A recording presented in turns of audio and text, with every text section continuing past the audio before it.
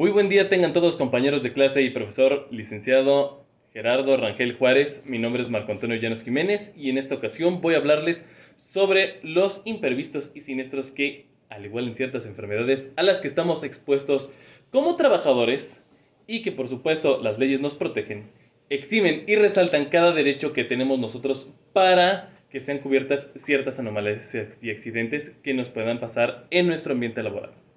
Así es, la Ley Federal del Trabajo explica detalladamente cuáles son los riesgos, enfermedades y accidentes a los cuales nos podemos amparar, al igual que ciertos capítulos y artículos de la Ley del Seguro Social y del Código Civil que estaremos retomando y viendo en este tema.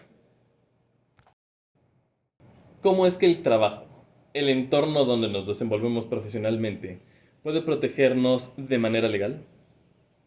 Hay que tener en cuenta que como trabajadores contamos con un contrato estipulado en el Código Civil Federal, precisamente de las obligaciones capítulo 1 en contratos.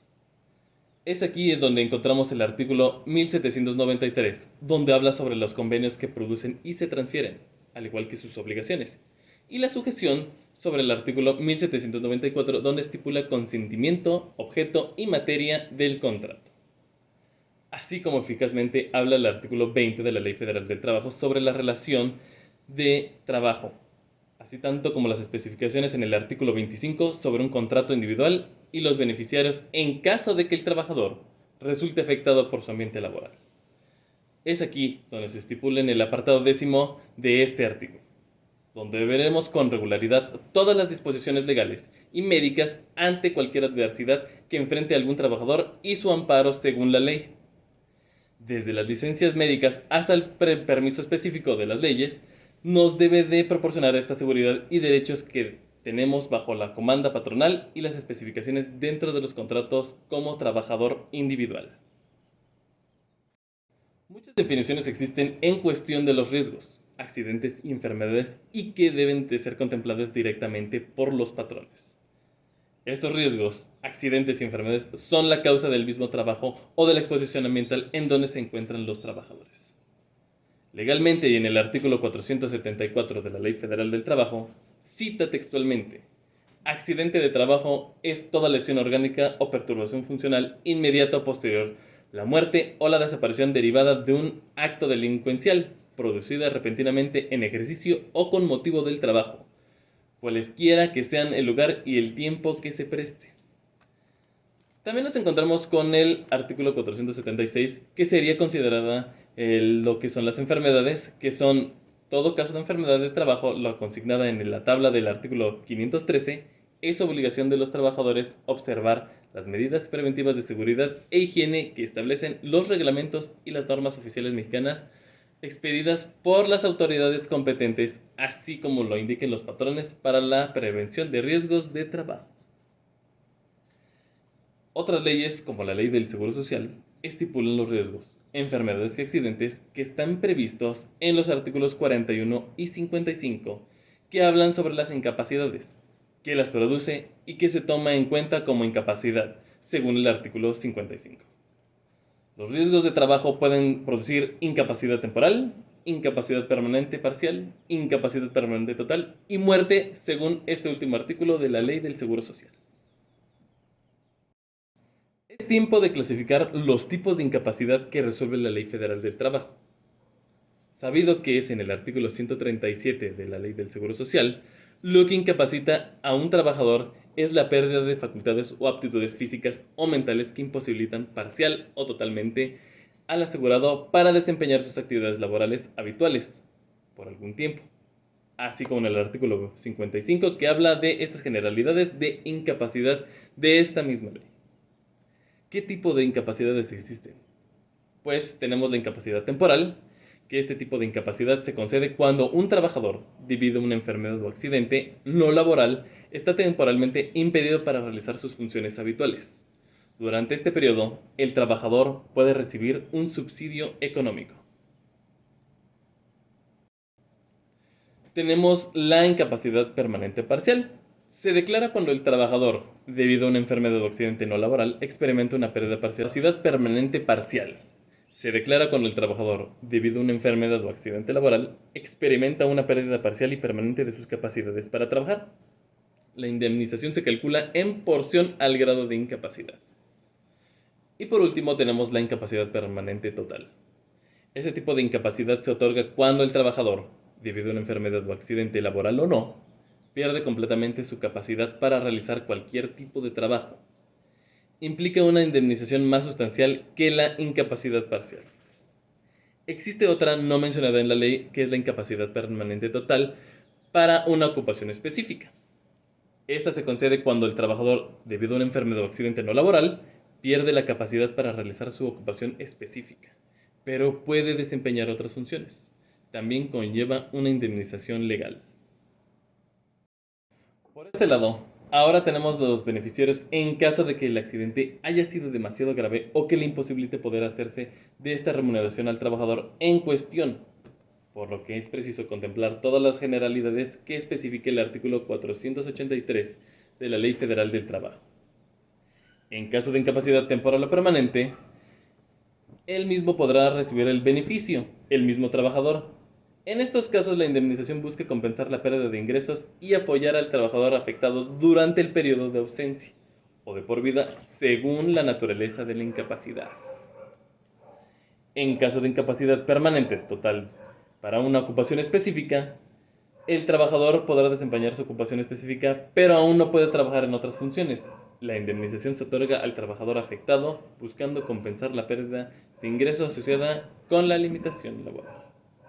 Y en caso de gran invalidez, en caso de que el trabajador esté completamente incapacitado, el trabajador requiere asistencia continua de otras personas, la indemnización se destina al propio trabajador afectado para ayudar a cubrir los costos asociados con su condición y la necesidad de asistencia.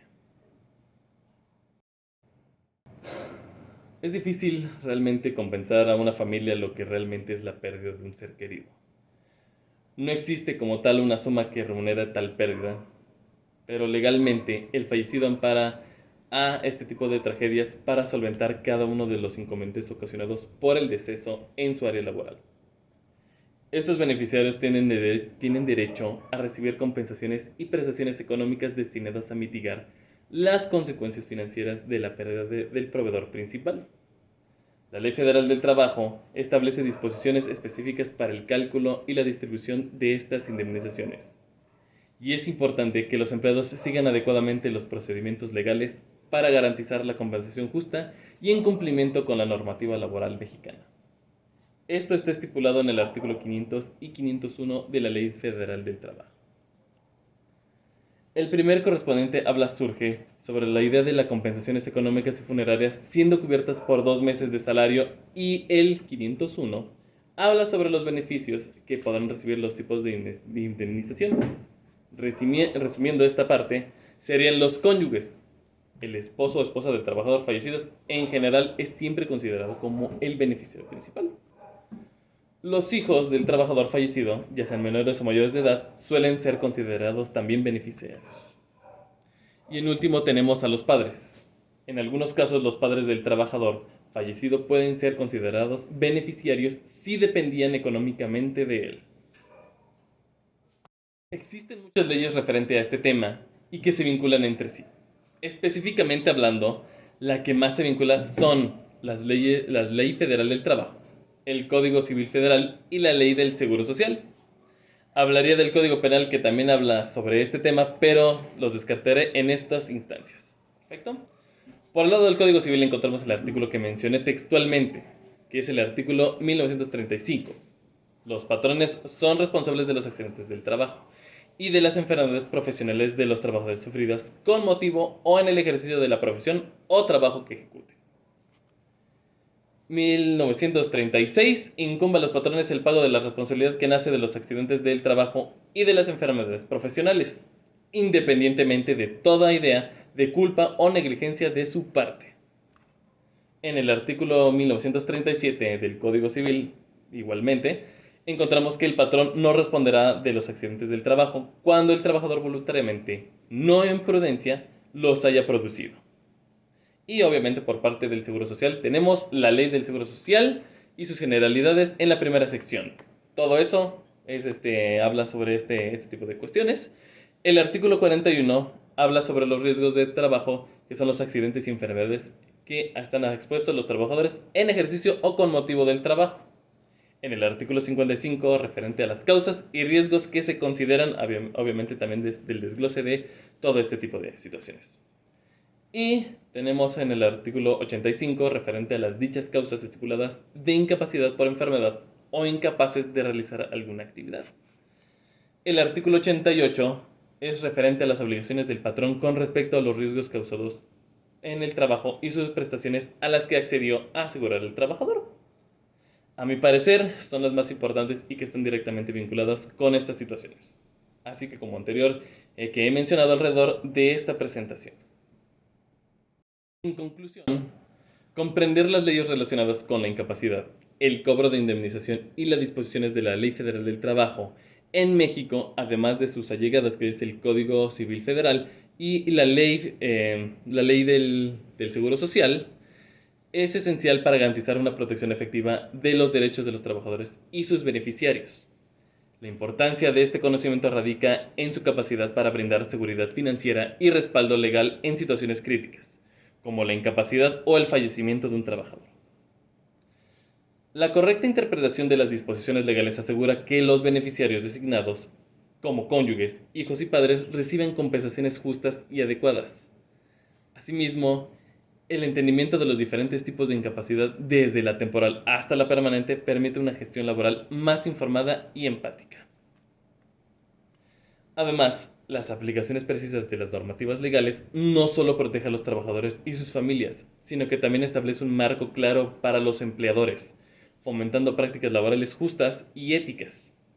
Conocer a fondo estas leyes no solo es una responsabilidad legal, sino un acto de cuidado hacia la fuerza laboral, contribuyendo a entornos laborales más seguros, equitativos y respetuosos de los derechos fundamentales de los trabajadores. En última instancia, la información y la aplicación adecuada de estas leyes fortalecen la integridad del sistema laboral, asegurando que la justicia y la protección se mantengan como pilares fundamentales en el ámbito laboral.